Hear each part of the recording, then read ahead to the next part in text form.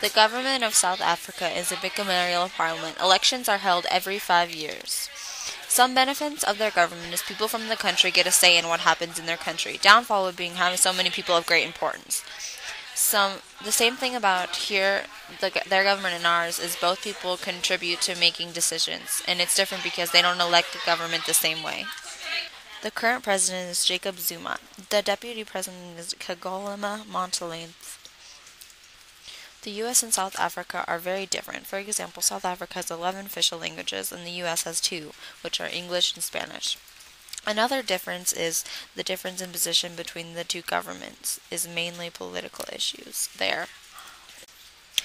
South Africa is part of the subtropical zone. Average temperature is below 30 degrees. In winter, temperature drops below freezing point. It rains a lot in summer months and in winter months. Nice weather would help them because they're farming a lot and they need nice weather for farming. The capital of South Africa is Cape Town. It is like Eureka in the way that our summers are mostly warm, sometimes dry, and not always though.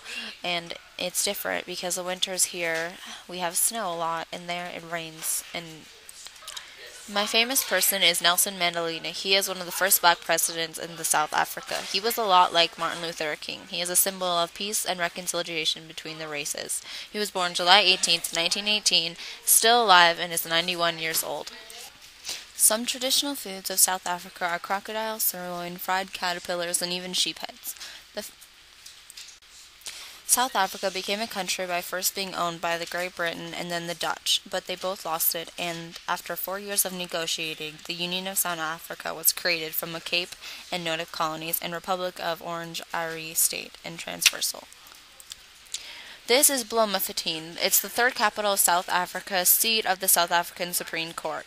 Major companies in food, furniture, and glass industries are here. Another travel spot in South Africa is the Sandton Theater. It is one of the most major theaters in the world. They are regularly fully booked weeks in advance. Hoedspruit is known as Valley of the Elephants. It is essentially an agricultural town located a stone's throw away from the Kruger National Park and is surrounded by game-rich country that makes it an obvious stopover.